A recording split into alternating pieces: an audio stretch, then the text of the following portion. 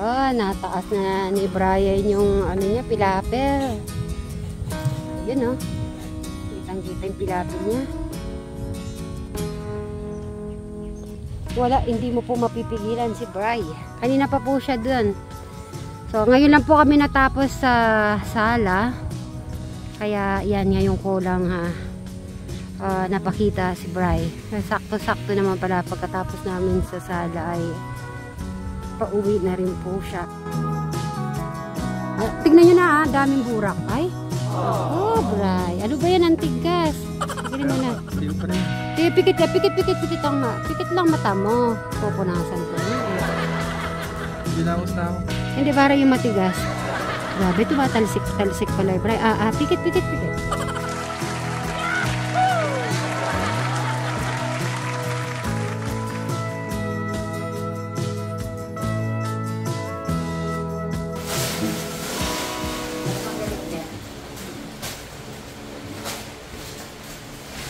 Ayan, dinulungan na tayo ni Alex po.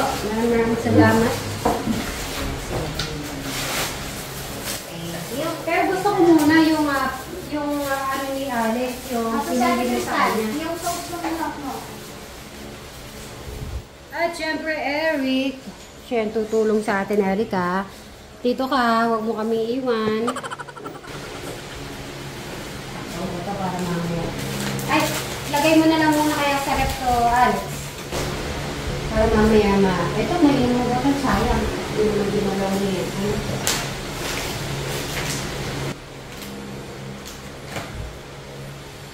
O, diba po, nakakatuwa naman po si Alex at nakikiano na rin siya, nag-a-arrange sa ating pinagkainan. Napaka-ano ko nun, parang saya-saya ko. Yung hindi po ako parang speechless. Eric, syempre si Eric ang ating baby gamulag ni Tekram.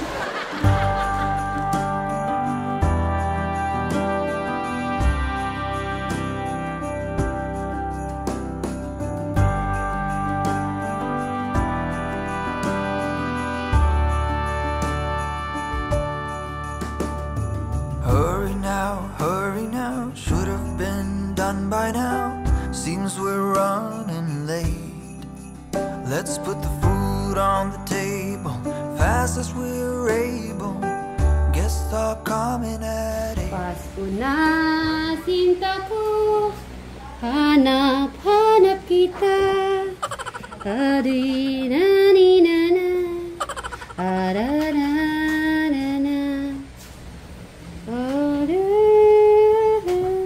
Ano pala si Eric, oh. Grabe si Eric, oh.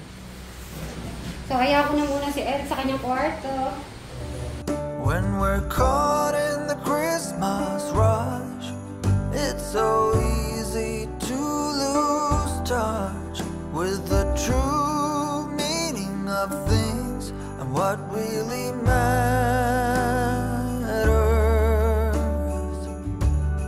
Just look up.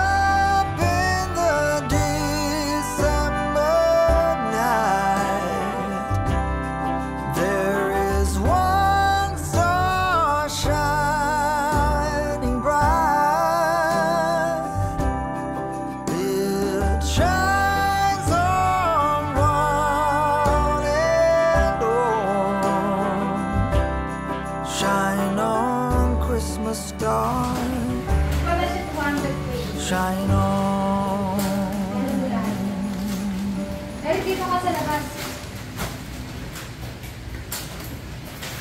Wala ka din naman kawala sa amin. Ang ganda pala ng red. So, okay. Oh! Nahuhulog ka pa eh. Ay! Kuya Eric, nervyos kami sa'yo. Ay, natawa. Ay! Ano ba talaga? Ate, doon ka na, Rick. Punta ka na doon kay Sir Robin mo. Kuya Eric, ikaw nga yung umabot kasi mas matangkad ka. Baka, kuya. Sige na. Tigis na tayo. Kung pwede ko lang kunin yung katangkaran mo eh. Hindi ba umabot yung tangkad mo? Parang hindi lang kamalos Kuya Eric ah. Pasok mo, kuya Eric. Ano ba yung papasok? Siyempre, yung gitna, yung white. White. Hindi, naalala nyo ba si Robin nung naglagay kayo ng curtain? Kayong dalawa ni Eric din yan? O, di ba? Parang kailan lang, ngayon na naman, di ba? At ang ating Pasko. Pasko na, sinta ko. Ay, kantay mo nga yun, madam. Anong kanta yun? Pasko na, sinta ko. Hanap kita. Gano'n ba niya na, Eric? Hanap ba kita? Ganun yung kanta na yan? Gusto ko muna si Eric ang kumanta, Madam Sharon. Eric, kantahin mo nga yung Pasko na, sinta ko, hanap kita. Sige na. Isa lolo mong kanta yan eh. Ay, tumatawa ka naman. Madam Sharon, pakantahin mo nga si Eric kung kaya mong pakantahin si Eric. Ano ba? Op. Kayong dalawang mag-aakyat niyan, Dick. Eric. Aakyat ka, Kuya Eric, kasi matangkad ka eh. Kasi mahirap talaga pag maliit. O, syempre, aayusin nyo, diba? Kaya, Eric, ayusin yung pinang... Ay, ang ganda! O, sige, ayusin nyo, Eric, dun. Yung banda dun. Tingnan mo, mahirap talaga yung maliit, Kuya Eric, no? Maawa ka sa... Dapat naka-design yan, ha? Design, ha? Ayusin yung design. Eric, ayusin mo yung pinakani niya. Ayusin mo. Oo nga, eh. Dapat ito na pala yung napili natin dati, no? O, yung puti, ayusin mo yung paglalagay, Eric. Ay, ang ganda. Parang, kala mo sosyalin, no? Ay, sa palas na lang ito muna. Yan na muna. Lalagay mo muna natin yung temporary, yung ginagalawan ni Madam Sharon. Ay, ang ganda. Ayan, ito yung ginagawa ni Madam Sharon. Yan na muna ilalagay. Tapos bibili na lang tayo. Alright. Ganda, no? Ang cute. Christmas tapos mayroong parang nilagay dito pala, oh. Takuan ng maliit. Hindi. Kanina napasok naman ni ano yun eh. Tapos yun na lang. Kasi bakit? Magiging bahay ni Eric to. Siya yung magmamana nito. Kaya talagang siya dapat ang ano dito, talagang alam niya ang dapat niyang gawin dito sa kanyang tahanan. At syempre, ano nga ba yun? Eric, ang laki-laki ng bahay mo, ha? Pwede kami makikitulog dito, na Rick? Na Rick? Pwede kami matutulog dito, lalo na pag may ano ka na. Na, Madam Sharon. Tapos pwede na tayo talagang makikiano dito. Dito, Alex, maganda ba? Nagustuhan mo? Tingnan mo yung kulay. Red. Maganda ba? Ay, wow. Maganda. Siyempre, gusto ko si Alex naman ang maglalagay nito. Lagay mo sa door. Wala kang Meron, pwede niyang isasabit niya lang yan. Ayan. Merry Christmas. And then God bless our home. Ang ganda po. O, diba? Christmas na po tayo. Konting na lang. Tapos yung Christmas tree, lalabas para malinisan na muna. Kasi, for temporary, pwede naman dyan. Magpapako tayo. Sa Monday, bibili tayo ng Madam Sharon, paalala mo na lang sa akin. Siyempre, ayusin, Rick. Ano nyo yung upuan, uusog nyo? Ay, Madam, dito, ang ganda dito, oh. Ang ganda. Ang cute. Ay, ang cute. Oo, papalitan natin yan. Just lang. Wala yung mga dito, bilangin niyo yung mga wala. 1, 2, 3. So, 3. Ayusin niyo yung pinaka Rick, ikaw mag-aayos. Madam Sharon, tulungan mo si Eric. Yun ang Christmas tree. Sige na, Rick. Ayusin mo na pag ganun, hindi siya nakaayos. Sige na.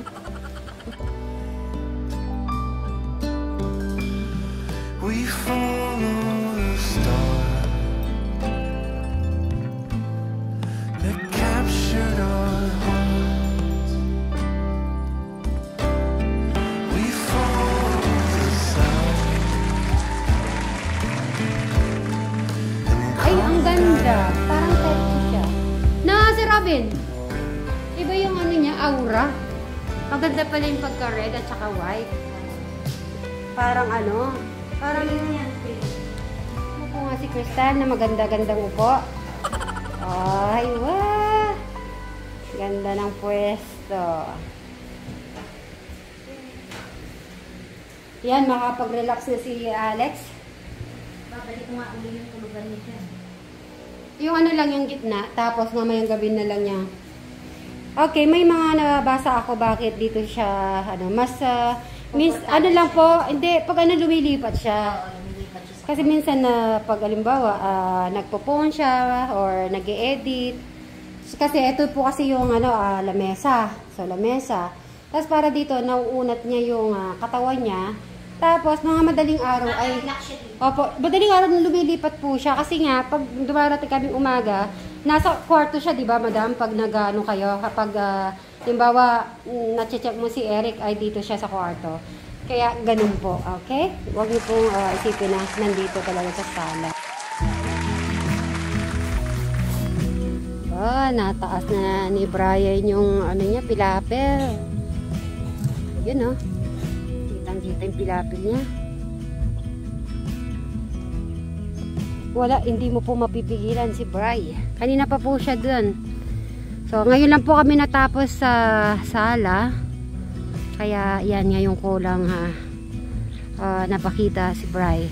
Sakto-sakto naman pala pagkatapos namin sa sala ay pauwi na rin po siya. Ang oras po ay 4:30 ng hapon. At bati-bati muna tayo ulit sa ating mga kasitmeris. So, magandang hapon at gabi sa mga kasitmeris natin dyan at katekrama, kadyan, mga ka-Brian Suba Vlog at Alexis Suba. So, supportahan po natin ang magkakapatid. So, magandang hapon. Siyempre, especially po sa mga OFW po natin. Magandang hapon. Ulit sa inyong lahat at sa lahat ng mga viewers po natin lahat. Pagod na. Huminto po. Huminto ka. Pagod? Pwede mo pag-rest. Na-stop.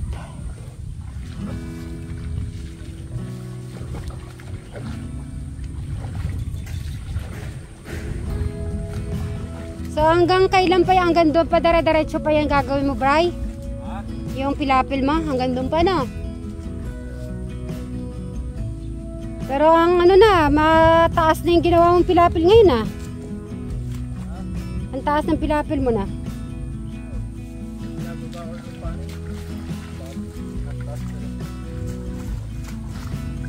Naku, tignan mo yung tsura mo, lumapit ka dito. Oo, daming burak. Tingnan ka. Ha? Kaya pala may dala akong wet tissue. Tubig dapat. Tubig? Wawa. Tingnan ko, titignan ako na muna. Siyempre, titignan ko yung bakit? Tignan ko muna yung face. Dito ka, dito. Eh, syempre, ayoko makita ano, may burak. Dito ka, lapit ka. Dito, huwag ka na mahiya. Dito.